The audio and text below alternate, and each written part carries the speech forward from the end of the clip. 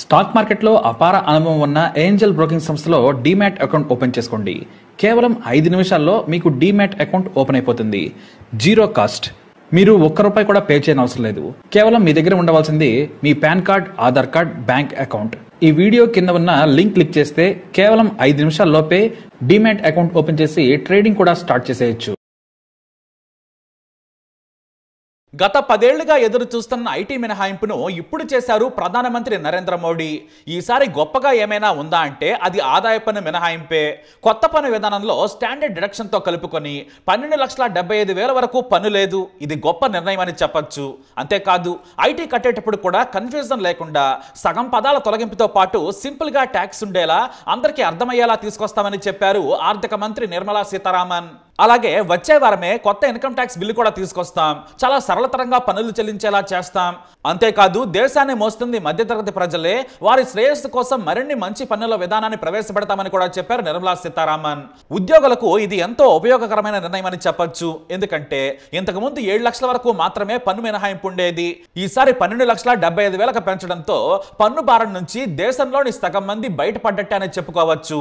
నరేంద్ర మోడీ ప్రమాణ స్వీకారం చేసిన నాటి నుంచి కూడా ఇలాంటి వార్త కోసం ఎన్నో ఏళ్లుగా ఎదురు చూశారు. కానీ 2.5 లక్షల నుంచి 12 లక్షల వరకు రావడానికి 10 ఏళ్లకు పైగా తీసుకున్నారు. ఆలస్యమైనా కూడా ఇది దేశంలోని సగం మంది ప్రజలకు ఊరటనిచ్చే అంశం. మరీ ముఖ్యంగా ఉద్యోగం చేసి బ్రతికే వారికి. అలాగే కొత్త పన్నుల స్లాబులను కూడా సవరించింది కేంద్రం. 4 లక్షల వరకు ఎలాంటి పన్ను లేదు. 4 నుంచి 8 లక్షల వరకు 5%, 8 నుంచి 12 లక్షల వరకు 10%, 12 నుంచి 16 లక్షల వరకు 15% పన్ను, 16 నుంచి 20 లక్షల వరకు 20% పన్ను, 20 నుంచి 24 లక్షల వరకు 25% పన్ను విధించింది కేంద్రం. 24 లక్షల కంటే పైన సంపాదించిన వారికి 30% పన్ను ఉంటుందన్నమాట. అంతేకాదు వృద్ధులకు కూడా వరాలు ప్రకటించారు నిర్మల. వడ్డీపై వచ్చే ఆదాయంపై టీడీఎస్ 50,000 నుంచి 1,00,000 పెంపు, అద్దె ద్వారా వచ్చే ఆదాయంపై 2.4 లక్షల నుంచి 6 లక్షల వరకు పెంచారు. దీంతో అద్దెల మీద బతికే వారికి కూడా ఇది పెద్ద ఉపశమనం అని చెప్పొచ్చు. అయితే కొన్ని చిన్న లాభాలను కూడా వివరించారు. కానీ అవి మధ్యతరగతి, ఎగువ మధ్యతరగతి ఉపయోగపడేవి కావు. అంటే 12 లక్షల వరకు సంపాదించే వారికి 1,00,000 మిగులుతుందని ఇలా కొన్ని వెసులుబాట్లు కల్పించారు. కానీ దేశంలోని ఉద్యోగుల్లో సగానికి పైగా 12 లక్షల ఆదాయం లోపున్న వారే. దీంతో వారందరికీ ఇది ఉపయోగపడుతుంది. అయితే మరో బ్రహ్మాండమైన స్కీమ్ ప్రకటించారు ఆర్థిక మంత్రి. అదే గిగ్ వర్కర్స్ ఆరోగ్య బీమా. కేవలం డెలివరీ బాయ్స్ గా పనిచేస్తూ జీవితం గడిపే వారికి ఏదైనా ప్రమాదం జరిగితే వారి కుటుంబం రోడ్డున పడే అవకాశం ఉంది. దీంతో వారికి ఆరోగ్య బీమా ప్రకటించారు. ఇక 36 రకాల మందులకు ఎలాంటి బేసిక్ కస్టమ్స్ డ్యూటీ ఉండదని ప్రకటించి మంచి పని చేశారని చెప్పొచ్చు. మరోవైపు దాదాపుగా 200 జిల్లా కేంద్రాల్లో క్యాన్సర్ సెంటర్లను ఏర్పాటు చేయనుంది కేంద్రం. ఇలా ఆరోగ్యంపై కూడా నిర్మలా సీతారామన్ బాగానే దృష్టి పెట్టారని చెప్పొచ్చు. ఎందుకంటే అత్యవసర మందులు తక్కువ ధరకు అందేలా చర్యలు తీసుకున్నారు. అయితే మరి ఈసారి బడ్జెట్ లో ఏమేమి తగ్గాయో, ఏమేమి పెరుగుతాయో చూద్దాం. ఎందుకంటే సామాన్యుడిని ప్రభావితం చేసేవి ఇవే. గత బడ్జెట్ కంటే ఈసారి రివర్స్ లో వెళ్లారని చెప్పొచ్చు. గతంలో తగ్గినవి ఈసారి పెరుగుతాయి, పెరిగిన వస్తువులు తగ్గుతాయి. అంటే చాలా వరకు బ్యాలెన్స్ చేశారన్నమాట. ఈసారి ఫ్లాట్ స్క్రీన్స్ ఉన్న టీవీలు తప్ప అన్ని తగ్గుతాయి. ఎందుకంటే అన్నింటికీ బేసిక్ 5% పన్ను మాత్రమే విధించారు. ఇక లిథియం బ్యాటరీల రేట్లు తగ్గుతాయి. ఇవి కాకుండా ఫోన్స్ నుంచి ఇతర ఎలక్ట్రానిక్ వస్తువులు కూడా తగ్గుతాయి. అంతేకాదు మన దేశంలో తయారు చేసే ఎలక్ట్రానిక్ వస్తువుల కంపెనీలు దిగుమతి చేసుకున్న వాటికి కూడా పన్నును తగ్గించారు. దీంతో మేక్ ఇన్ ఇండియా కార్యక్రమానికి ఊతమిచ్చినట్టయింది. ఇందులో మందులను కూడా చేర్చారు. అంతేకాదు గ్లోబల్ మార్కెట్ లో మన చేనేత వస్త్రాలను ఎగుమతి చేసేందుకు పన్ను మినహాయించారు. ఇది కూడా ఓ వరమనే చెప్పొచ్చు. లెదర్ చెప్పులు, బూట్లు, బెల్ట్ రేట్లు కూడా తగ్గుతాయి. మొత్తం మీద లెదర్ తో తయారు చేసినవి ఏవైనా కూడా తగ్గేస్తాయి. అయితే ఎలక్ట్రానిక్ ఐటమ్స్ ను తగ్గించిన నిర్మల దొంగ దెబ్బ కూడా తీశారు. ఇప్పుడు డిమాండ్ ఉన్న, ఎక్కువగా సేల్స్ అవుతున్న ఫ్లాట్ స్క్రీన్ టీవీలపై పన్నును ఏకంగా 10% నుంచి 20% పెంచారు. అయితే ఇది ఇంపోర్ట్ చేసుకున్న వాటికే. లోకల్ గా తయారయ్యే వస్తువులకు రేటు పెరగదు. దేశంలోని తయారీ వస్తువులకు ఎలాంటి ఇబ్బంది ఉండదు. చైనా నుంచి చీప్ గా వచ్చే వాటికి మన మార్కెట్ లో తయారైనవి పోటీ తట్టుకోలేకపోతున్నాయి. అందుకే ధరలను మేనేజ్ చేసేందుకు ఇలా చేస్తున్నామని చెప్పారు నిర్మల. కానీ ఫ్లాట్ స్క్రీన్స్ అన్ని దిగుమతి అవుతాయి, ఇక్కడే అసెంబుల్ చేస్తారు. కాబట్టి ధరలు పెరుగుతాయి. అయితే ఎలక్ట్రిక్ వాహనాలు, బ్యాటరీల అమ్మకాలు ప్రోత్సహించేందుకు కస్టమ్ డ్యూటీలో మినహాయింపించారు. దాదాపుగా ఈవీకి సంబంధించిన 28 రకాల వస్తువులను చేర్చింది కేంద్రం. ఇక చేపలను తినేవారికి మంచి శుభవార్త చెప్పారు నిర్మల. మరీ ముఖ్యంగా ఉప్పు చేపలు. ఫ్రోజన్ ఫిష్ల మీద ఉన్న 30% పన్ను 5%కి తగ్గించారు.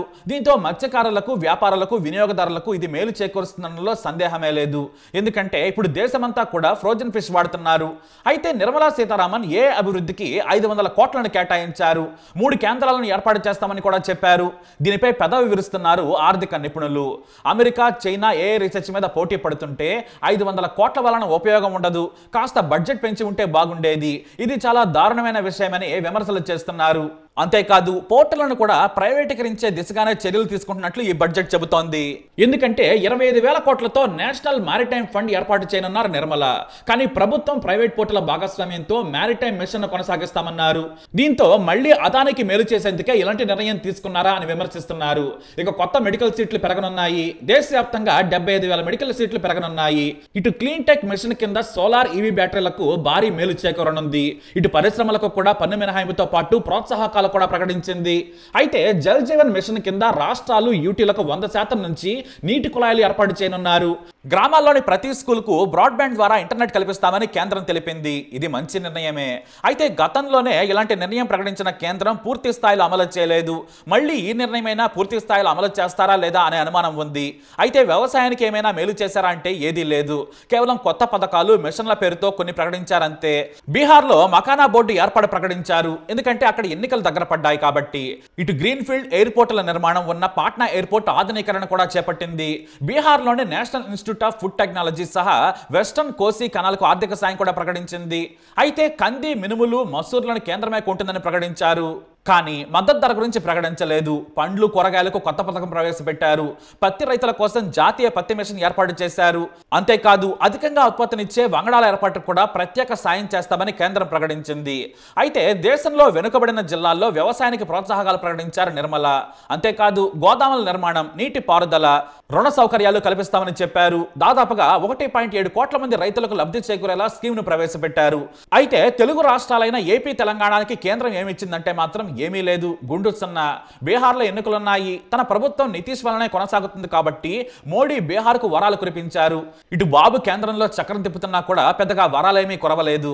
గత ఏడాదిలో ఘనంగానే ఏపీకి నిధులు వచ్చాయి. కానీ ఈసారి మాత్రం ఏమీ లేవు. తెలంగాణలో గ్రీన్ఫీల్డ్ హైవేస్ నుంచి డ్రై పోర్ట్ వరకు, మెట్రోల నుంచి ప్రాంతీయ రింగ్ రోడ్స్ వరకు నిధులు కావాలని కేంద్రాన్ని తెలంగాణ అడిగింది. కానీ ఏమీ ఇవ్వలేదు. తెలంగాణ బీజేపీ నేతలు కూడా వాటి గురించి మాట్లాడలేదు. అయితే ఏపీకి వరాలు కురిపించకపోయినా గత బడ్జెట్లోనే పోలవరం, బుల్లెట్ రైలు, విశాఖ ఉక్కుకు ప్రత్యేక నిధులు ఇచ్చాయి. రాజధాని నిర్మాణానికి కూడా సాయం చేసింది. కాబట్టి మళ్ళీ అవే కోరికలతో చంద్రబాబు పెద్ద లిస్ట్ ఇచ్చినా కూడా వచ్చే ఏడాది చూద్దామని మోడీ చెప్పారట. దీంతో ఏపీకి ఈసారి ఏమీ దక్కలేదు. బీహార్లో ఎన్నికలు దగ్గర పడుతూ ఉండడంతో వద్దన్నా కూడా వరాలు ఇచ్చారు. చివరకు పంట కాలువలకు కూడా నిధులు ఇచ్చారు. ఇక నిధుల విషయంలో పవన్ కళ్యాణ్ ఖచ్చితంగా చొరవ తీసుకోవాల్సింది. ఎందుకంటే మోడీ ఎవరికి నిధులు ఇవ్వడు. బెదిరించే వారికి ఎన్నికలుంటే లేదంటే అవసరం ఉంటేనే ఇస్తారేమో. చంద్రబాబుకి ఇలాంటి టైం మళ్ళీ రాదు. ఇప్పుడే నిధులు తీసుకోవాల్సింది. మొత్తంగా చూస్తే బడ్జెట్ మాత్రం పర్వాలేదని చెప్పొచ్చు.